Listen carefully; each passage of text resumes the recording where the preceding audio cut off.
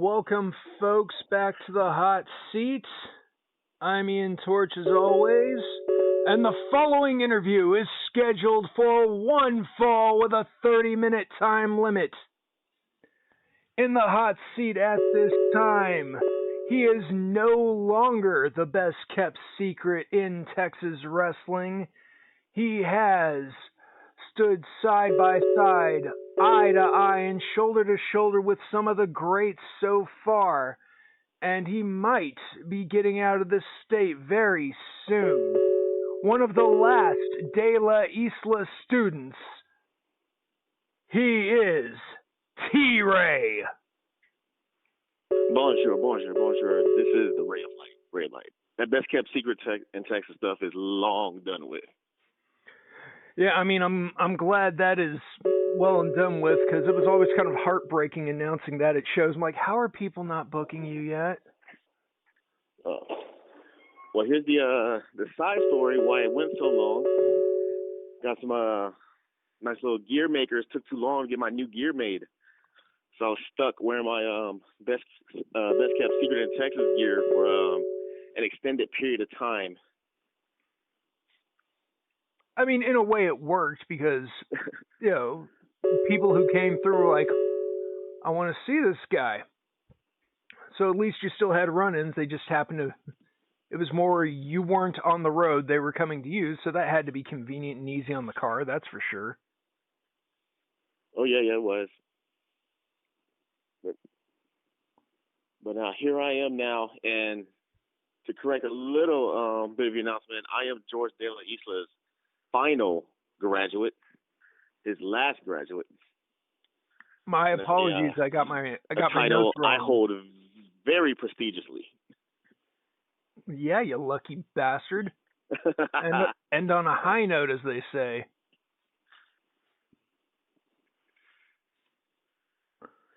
But I guess we'll get that out of the way, since we're both students of George at clearly different times. But like, what was it like for you when you first got in there, when you sat across the table from Mr. Mexico himself?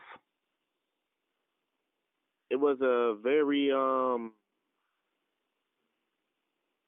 it was one of those unique moments where everything in your life is falling in place correctly, that you're making the right decisions with the right people. And George sat me down, gave me the no nonsense talk of this business owes you nothing. And he says, I'm going to work and I'm going to get out there and I'm not going to embarrass him or bring shame to his school. And I think I did a good job of not doing that. Yeah, the only time I've heard someone say fuck T-Ray is after you've whooped their ass. So there's that. Well, it took me a long time to learn how to get booed. No matter what I did, people would still cheer me. So it was a interesting path I had to learn how to take.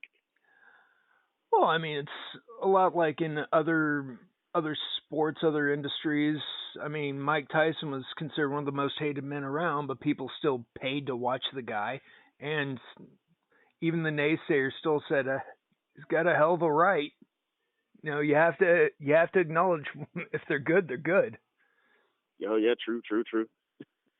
I mean, I was not necessarily a 49ers fan, but whenever Joe Montana got on the field, you're like, you got to respect him. If he took a late hit, you're like, come on, man. You know, I've had a weird theory about Montana. Was he really that great, or did he have the greatest coaching and staff around him? He had a good team, but also, I mean, he carried himself with class. He wasn't just that's what I'm saying. Like, he carried himself with class. Aikman was another class act. A lot of people, they may trash the Cowboys, but I've never heard anyone, run Aikman's name through the mud. The Cowboys may get run through the mud, but I've never heard anyone say Aikman can go to hell. Same with Favre. Well, I think the Cowboys, they get ran through the mud because of their fan base.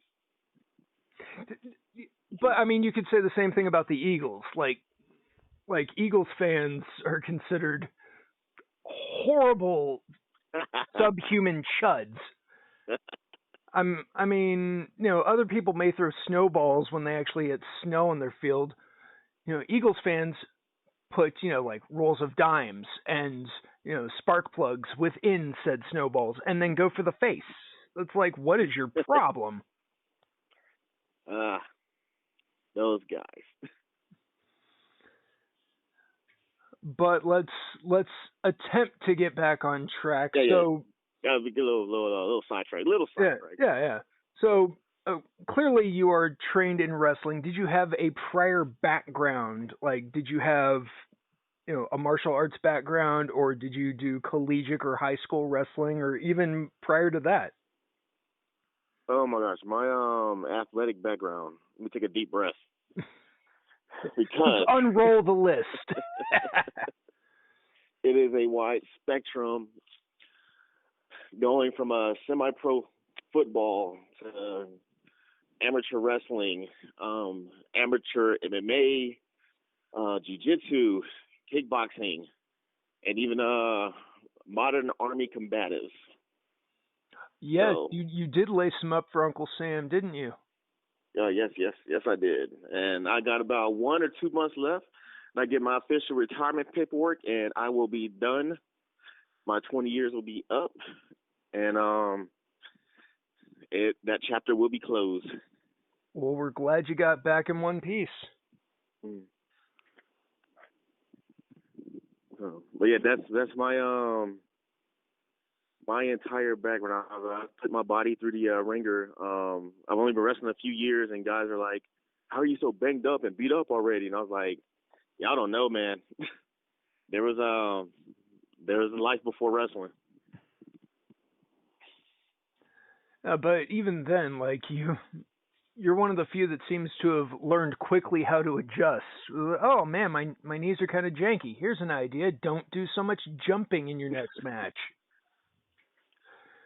Yes. After the knee surgery, everything had to change. I don't remember the last time I've done a springboard. That's had to go, and I still throw a nice little beautiful drop kick. One of the most absolute beautiful in the state that I have the 2 by 1 horn on.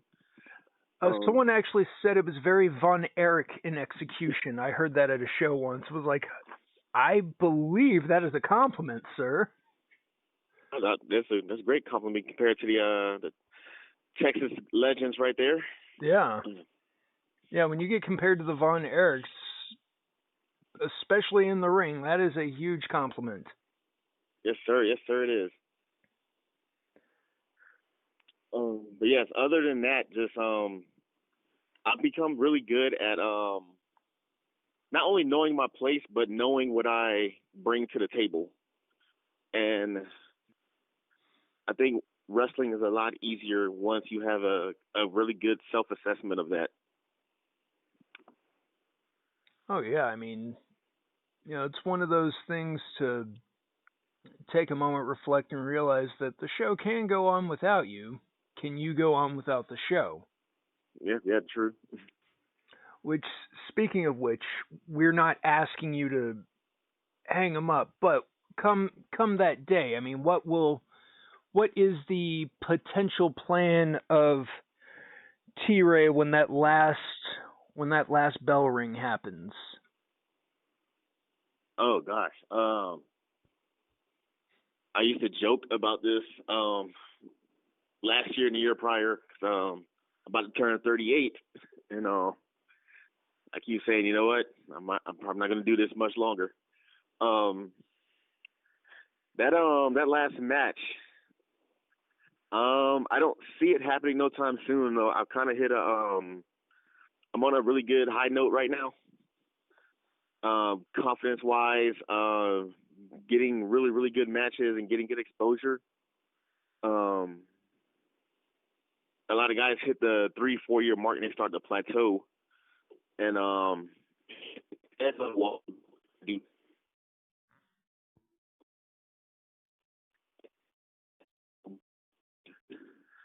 Elevating for me. And right now, I'm trying to ride this wave as good as I can. Well, that's an excellent way of looking at it. So ideally, I would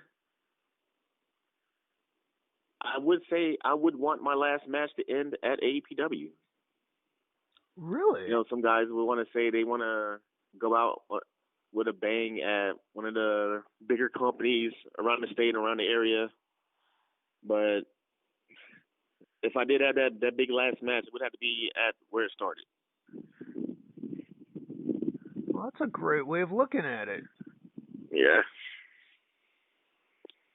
Now the question is, would you like it to be against an old rival, or would you like to bring a young lion up?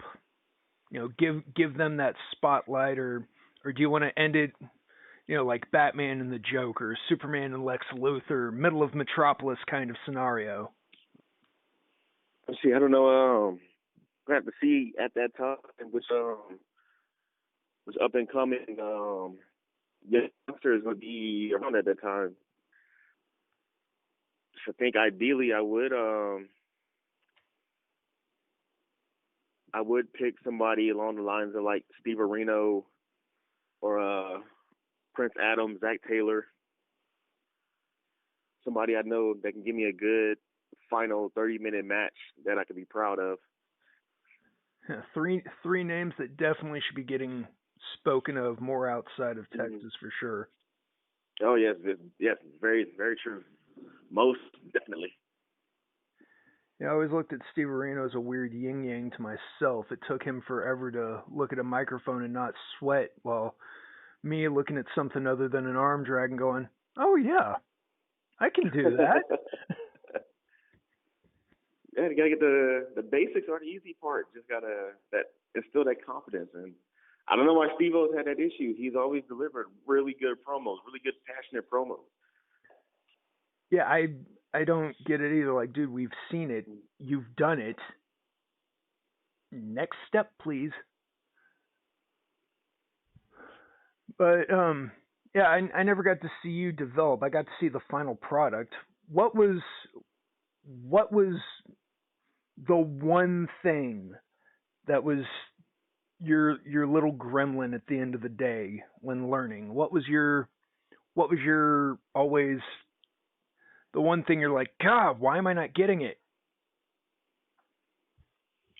First, it would have to be the slowing down aspect.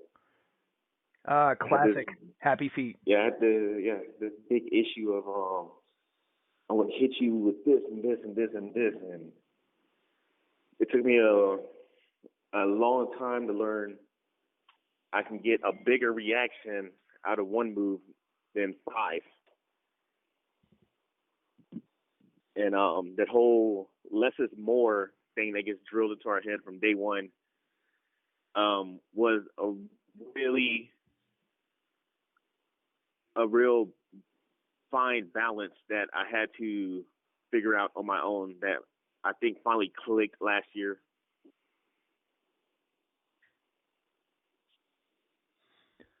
Well, along the lines of that, what was the move that you were most excited when you finally nailed it? Like when you finally when you hit it just right, or you slipped into it just right, or you snapped it without any hesitation. What was that move that when it happened you're like, I made it? As far as match wise, or like an actual in-ring move? In-ring move. That one move. Let me see. Good God. Like there are no wrong answers. If you've got a top 5, you go ahead. Let's see. I think when I first started doing the leg moves at the right time to match to get the biggest possible fan reaction from it. Times where you don't know if I'm going to win with the move or not. But not too. I don't think any guys were doing it in Texas. I'm the only person doing this leg moonsault. I think other than Sideshow. Yeah. And don't think he was wrestling around as frequently as I was. And then I started going to other places, not seeing people doing it. I was like, nobody's doing this move. I guess I'll do it. And then when I first started doing it, and especially after I hit a good growth spurt, I started at 220, and then I had bulked up to 240 and started doing it. Once I got that reaction, hitting that move at that size, I was like, oh yeah, this is mine right here. This is my baby. There you go. So that became one of your prized possessions, your precious. Yep.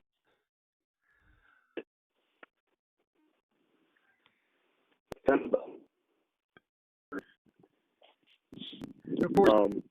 course, anyone following you online, they know you are a family man. Are you hoping to put on a good match with kids at least one time before the boots come off? Now, let me tell you about those double crossing traders. Oh. They're the reason. Yeah, there's about to be a shoot on kids. Wow, heel turn. Yeah, they're the reason I say a good 5 shows in, they didn't want to do it no more. They want to come to the shows. They want no part of it because it takes too long. We're on the road too long. But every time we go out somewhere, we go to favorite places to eat. They get to meet all the other wrestlers. Like, what other kid gets to say they did that over the weekend when they get back to school? But no, they went playing after that. So, but other than that, they appreciate my I have my big matches, I guess. But I want to probably be able to do this because the baby is 10 months old. So I'm going to say the baby is about 5 or 6. He'll be the one that's actually grown up into this while I'm doing it. The other 2 were growing up while I was still in active duty with the military. So it's 2 whole different types of upbringings for the kids. No, I got that. I understand that. Yeah. It's kind of like if my dad had joined a band when I was in high school as opposed to when I was coming up in elementary. It'd be totally different. I mean, I'd probably be getting beer a lot sooner, but So, I don't know. I'm not even his favorite wrestler anymore. So. Damn. He turned on me. Damn. That's gotta cut deep. Well, then you must break his favorite. Hopefully one of these days. He came to an Inspire show, and he became a big Sammy Guevara fan. And then just totally forgot I existed. Oh, wow. It's like, yeah, Dad, when you can hit a 630, come back and talk to me. That's it. I don't need to. I just saw people across the ring. I mean, a split-legged moonsault's still effective. Yeah, it is. But Sammy has that charisma, that natural, lovable douchebag of a smile that he has. Oh yeah, it's interesting. Like you see him in a room, everything's fine. He pops that smile. You're like, my hand is now a fist. I don't get it. That punchable smile. Yeah, you can't train that. This is something natural. That's a money maker too. But I love that guy. He's awesome dude. Yeah, but it looks like you've been handling some of the crazy shakeups that have been happening in the wrestling business as of late. Hold on, the phone was going off. Oh, I said it looked like you've been handling some of the shakeups of the wrestling business a little better than most. Oh, is the current wave of speaking out call outs? That being some of it. Which, I mean, it's good you haven't been on any of those lists. Well, I see how I know how to be a decent human being, I guess. Yeah, I mean, easy thing to do, not to engage with explicit conversations with underage people and force yourself on the people. I don't believe that people should be celebrated for being decent human beings. It should be natural, but I'm glad that the business is being cleaned up. It was shocking some of the names that did get called out, and but this is a business that will always evolve and go forward, and not just safer, but a less toxic area to be in at the moment. And I hope this year can be a teaching tool for people getting into the business as to what the standards will be from here on out. And I'm hoping that my fellow brothers and sisters are going to join me in this and keeping our locker rooms clean. A lot of this went under people's noses or behind their backs without them knowing. And now that we're more aware of it, we're going to band together to keep people out that are going to create these environments for people. And I mean, it's strange. I've had conversations with other individuals in the business about this, and for those who've been keeping score, I'm sure you'll just add another tally. But you would think in this bizarre white knight yet chauvinistic business that we're a part of, that, you know, some slack-jawed knuckle dragger would take some greasy little punk by the neck and say, I don't talk to my mama that way, and I don't appreciate you talking to her like that. Like, you would think that would be a part of it? Because I know when I was coming up, that, you know, even slight infractions, you know, if you just look at the promoter cross-eyed, you were locked in a room with 4 shaved bears. And that was just for slight infractions to certain promoters, let alone the booker. So I was like, well, if that's what it's like towards the office, Lord knows what would happen if I even glanced at a member of the opposite sex in any questionable manner. Yeah, but yet some of this happens, and then you have, you know, people trying to paint some of these scenarios with shades of gray, like, oh, they've been abusing pills for years. Like, okay, when I came into this, I had a coke habit, and I made sure not to have a coke habit when I really started training. And it was real simple.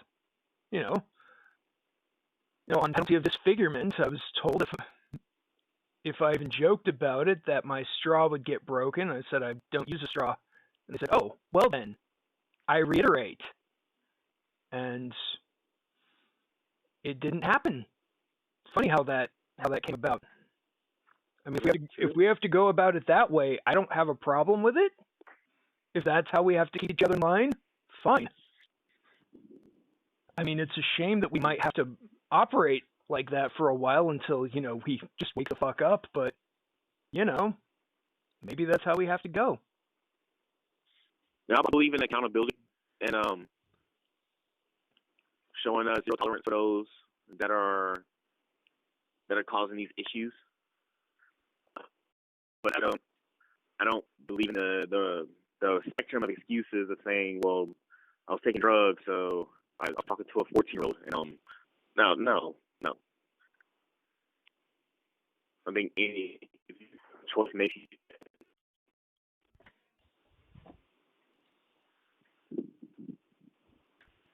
I agree with you there. But on a lighter subject, because I think the clouds are rolling in a little bit, and let's get some sunshine in here for a moment. Lighter subject, absolute fantasy booking. Tiger Mask W, the cartoon character, not the New Japan, not the live New Japan, cartoon Tiger Mask, against Starman from NES Pro Wrestling in his prime. 2 out of 3 falls. 60-minute clock per match. The ref has a slow 5 count, 20 on the outside, and there are 10 count options for potential knockouts. Who do you have, and how is it going down? 60 minutes. Are we gonna have to put in a patch for NES glitches on this one? You go 60 minutes on that NES, you get that green and blue scramble screen pop up. Oh yeah. And then the whole weekend's ruined because there's no save spot thing. Oh man, I haven't heard Starman's name in a long time. Let's see.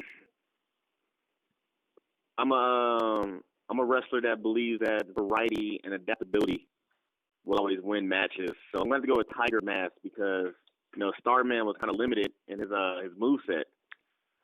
You do put a good point there, but remember, Starman was effective with everything that he hit. That cross chop put people down. Ah, yeah, that's true. That's true. I think Tiger Mask's capability with his ability to with his wider move set, I think he would get the W in this one. You think there'd be any flip flops, or would it be just a straight two match? That's it. Tiger Mask for the win. No, it'll be a good 2-1. Okay.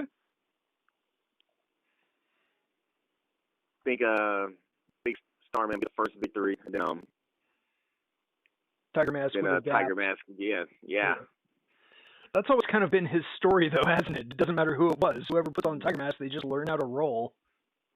Yep, true story.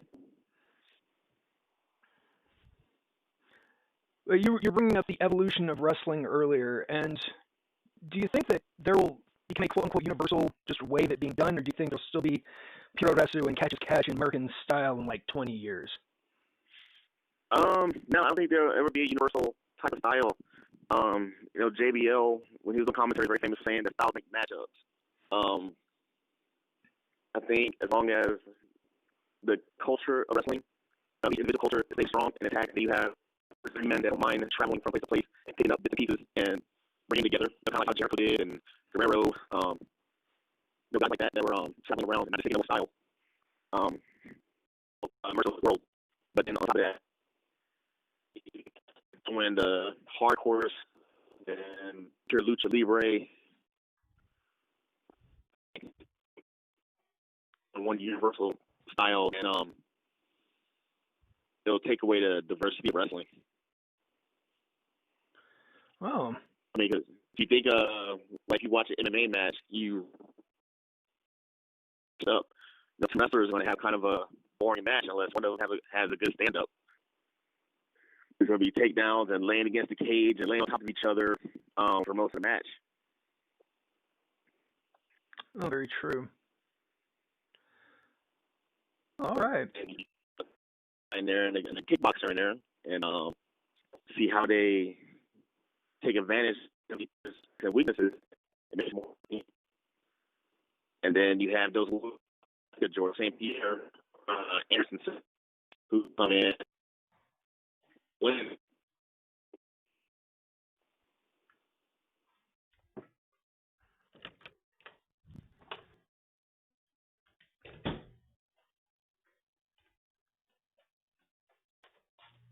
You there?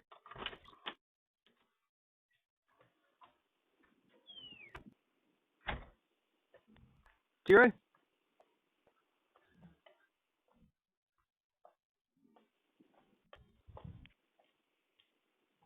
T-Ray, are you there? Yeah, can you hear me? Yeah, for a moment I thought we got cut off. What's the last thing you heard? It was the middle of the MMA discussion. You brought up kickboxers. Oh, I was saying those styles get together, make a more intriguing matchup. But then you have guys like George St. Pierre and Anderson Silva that are able to blend those styles together and make for interesting fights, especially whoever they're fighting can attack against them. But at the same time, they do have their individual weaknesses. And I feel I bring that type of aspect to wrestling where I don't really rely on my style. I can go on the ground and go hold for hold with somebody, or I can fly around with you. I can match power moves with you. And heck, I even got a few hardcore matches in there with street fights. It's always interesting seeing a Street Fighter or a hardcore match when a guy's got a technical background, because then you're like, is he the type who will actually incorporate that into the match? Will you see a Boston Crab across a steel chair? Are they going to do a crossface with a Singapore cane under the guy's throat? Things like that.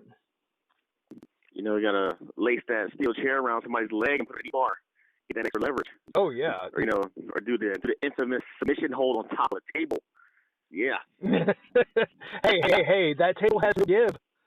Exactly. That table has no give, and if you apply the pressure just right, enough said. Enough said indeed. But it looks like we're coming close to the end here, and I'm not quite getting the 5 more minutes chant just yet. But are there any upcoming shows, any upcoming matches? Aside from the one you had this past weekend, you got to share some ring time with Hammerstone. Let's talk about that real quick. really interesting series of events that happened. I actually met Hammerstone 2 years ago at Lions Pride. To do a weight ladder match over there, and I forgot who he. I think it was Brent Kinsey. I think, but we stayed in contact for the past 2 years, and one of the guys that was in that 10-man all beat match could make it, and Hammerstone said bring T-Ray in, so I was able to fill that spot and show up, and it was crazy that I was the second smallest person in the match at 250 pounds. How's it feel to be the runt in the litter for once? Yeah, it was a rare thing, and I was like, we're all looking around at these guys that are like 10, 20 pounds bigger than me, and some are like over 300, and we're all looking around like, well, I hope the ring can contain all this. Rodney Mack was in there, Black Taurus was in there, Moonshine, Sam Adonis. There's a big kid that wrestles at APW called Apex. He was up in there, and of course Hammerstone. Like, Jake something. He was in there. That was my first time in the ring with Jake something. Oh, nice. So, well, do you have any other matches coming up that are going to be similar to that, maybe? Upcoming, not in the near future. I have a debut coming up at Alpha Wrestling Pro. Excuse me, Atlas Wrestling Pro. Atlas Wrestling Pro down in Houston. They're starting up a new company. They want to bring me in. As usual, as cliche, I'll be debuting at the main event.